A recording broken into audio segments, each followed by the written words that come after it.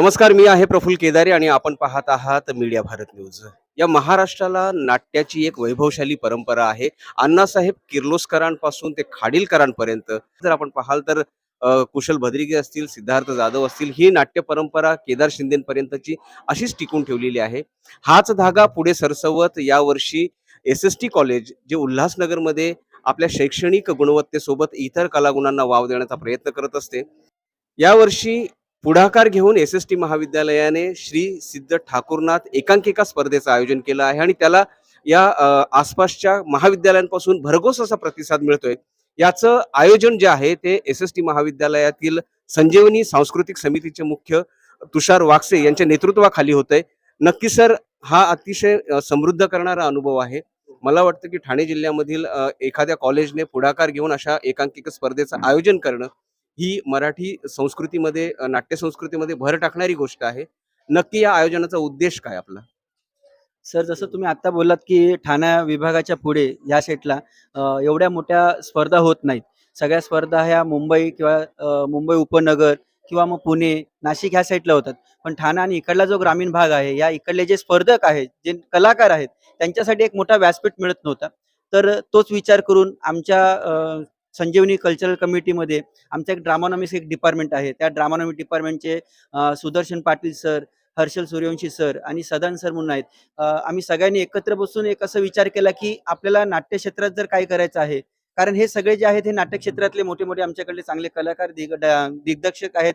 त्यांना सुद्धा असं वाटतं, की सर आपण एखादी एकांकिका स्पर्धा आयोजित करावी महाविद्यालयाच्या माध्यमातून आणि ही स्पर्धा सर राज्यस्तरावर घ्यावी, जेणेकरून जास्तीत जास्त दुसऱ्या जिल्ह्यातील जे स्पर्धक आहेत ते आपल्याकडे येतील आणि ठाणे जिल्ह्यामध्ये एक चांगली स्पर्धा आपण घेऊ शकू. मग याचा विचार करून आमच्या श्री सिद्ध ठाकूरनाथ महाविद्यालयाने आम्हाला खूप असा प्रतिसाद दिला. आमचे जे महाविद्यालयाचे founder principal J C. Purswani sir आहेत, त्यांच्यापर्यंत आम्ही हा उपक्रम नेला, की सर आपल्याला अशी एक मोठी महाकरंडक स्पर्धा घ्यायची आहे.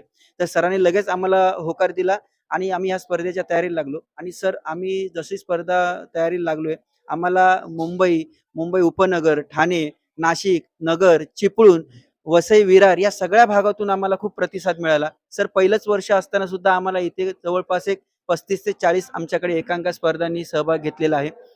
जवळ-जवळ 3 दिवस झाले सर ही स्पर्धा चालू आहे. सकाळी 8 वाजता स्पर्धा सुरू होते. 9 ते 10 वाजेपर्यंत स्पर्धा चालते. इथे येणाऱ्या प्रत्येक स्पर्धकाला आम्ही आमच्यातर्फे एक शुभेच्छा म्हणून मेमेंटो देत आहोत. एक आम्ही त्याबरोबर आम्ही ट्रॉफी ठेवलेली आहे आणि सगळ्यात महत्त्वाचं सर ठाणे विभागाच्या पुढे एवढं मोठं कॅश प्राइज आजपर्यंत कुठल्याही एकांकिका स्पर्धेला लाभलं नव्हतं. ते आम्ही कॅश प्राइज ठेवलेलं आहे. जे प्रथम विनर होतील त्यांच्यासाठी ₹30,000, जे द्वितीय विनर होतील त्यांच्यासाठी ₹20,000 आणि जे तृतीय पारितोषिक असेल ते ₹10,000 असेल. त्याचबरोबर दिग्दर्शक, ॲक्टर्स, मेल असेल, फिमेल असेल, लेखक आहेत, लाईट्स आहेत, नेपथ्य आहे, या सगळ्यांसाठी भरघोस अशी आम्ही बक्षिसं ठेवलेली आहेत. तर या नाट्य संस्थेसाठी सर आम्ही 3 दिवस प्राथमिक फेरी ही जी आहे महाविद्यालयात घेत आहोत आणि त्याच्यानंतर ह्या 35 ते 40 एकूण एकांकिका आलेल्या आहेत. त्यातून आम्ही 8 एकांकिका ह्या आम्ही अंतिम निकालातून काढणार आहोत. ह्या 8 एकांकिकांमधून आम्ही पहिल्या 3 एकांकिकेसाठी पारितोषिक ठेवलेले आहे. माझ्यासोबत आहेत एस-एस-टी महाविद्यालयाचे ड्रामानॉमिक्स या विभागाचे प्रमुख लेखक दिग्दर्शक हर्षल सूर्यवंशी. तुम्हाला काय अनुभवायला मिळतं एवढ्या वर्षाच्या अनुभवातून? वेगवेगळे विषय आलेत का? वेगवेगळे कलाकारांच्या वेगवेगळ्या कस लावणारे इथे भूमिका पाहायला मिळतील का आम्हाला? हां, डेफिनेटली काय की आमचा अट्टा असंच होता की आम्हाला नवीन एकांकिका पाहायच्या होत्या. तर बरेच वेगवेगळे विषय यावर्षी हाताळण्यात आलेले आहेत. फार वेगळ्या धाकणीचे विषय बरेच ग्रुप्स घेऊन येतात. कुठलाही विषय आम्हाला रिपिटेटिव्ह वाटत नाहीये. कारण आपण म्हणतो की जग बदलतंय, त्या पद्धतीनेच विषय सुद्धा बदलत चाललेले आहेत. उल्हासनगर सारख्या बाजारपेठांच्या शहरामध्ये, बहुभाषिकांच्या शहरामध्ये एस-एस-टी महाविद्यालयासारखं एखादं महाविद्यालय पुढे येतं आणि नाट्य परंपरा जिवंत ठेवण्यासाठी अशा एकांकिका स्पर्धेचं आयोजन करतं. या बाबतीत इथे निर्णायक भूमिका निभावण्यासाठी सुप्रसिद्ध लेखक, दिग्दर्शक, रंगकर्मी आनंद म्हसवेकर आपल्या सोबत आहेत. सर, आपण गेले 3 दिवस इथल्या नाट्य परीक्षण करताय, इथल्या एकांकिकांचंच परीक्षण करताय. नेमका आपला अनुभव काय? मला एकतर खूप बरं वाटलं, कारण मी डोंबिवलीत राहतो आणि उल्हासनगरमध्ये अशी एखादी एकांकिका स्पर्धा होते मराठी, हे ऐकून मला खूप बरं वाटलं आणि पहिल्यांदा मी उल्हासनगरच्या अशा स्पर्धेला येतोय. आणि एस-एस-टी महाविद्यालयाने जो हा करंडक भरवला आहे, त्यांचे जे प्रिन्सिपॉल आहेत डॉक्टर पुरस्वानी, यांनी पुढाकार घेऊन की एक अमराठी माणूस या महाराष्ट्रातल्या एका मराठी स्पर्धेचं आयोजन करतोय, ही खरोखर महाराष्ट्राला खूप अभिमानास्पद गोष्ट आहे. कारण इथूनच आम्हाला कलाकार मिळतात आणि ते लॅबोरेटरी आहे, प्रयोगशाळा आहे. या प्रयोगशाळेतूनच कलाकार तयार होतात आणि अशी प्रयोगशाळा चालवण्याचं काम एस-एस-टी महाविद्यालय आज करतंय आणि एवढी मोठी अ, राज्यस्तरीय एकांकिका भरवली. आजचा 3रा दिवस आहे. खूप छान एकांकिका पाहायला मिळाल्या आम्हाला.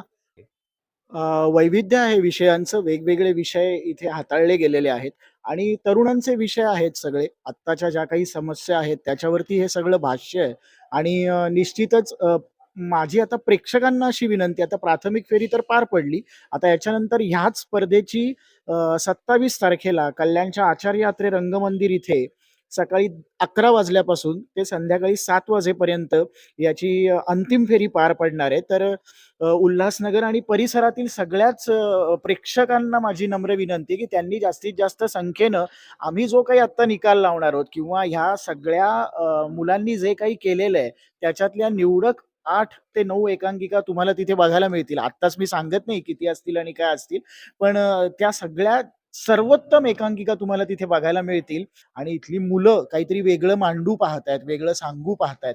त्यांच्याकरता हा प्लॅटफॉर्म एस-एस-टी कॉलेजनं याच्या पुढेही सुरू ठेवावा, अशी माझी डॉक्टर सरांना विनंती आहे, की त्यांनी दरवर्षी हा उपक्रम भरवावा आणि दरवर्षी वेगवेगळ्या नाट्यसंस्थांना, वेगवेगळ्या मुलांना असा प्लॅटफॉर्म उपलब्ध व्हावा. माझ्यासोबत आहे एस-एस-टी महाविद्यालयाच्या ड्रॉमॅनिक्स विभागाचे प्रमुख सुदर्शन पाटील.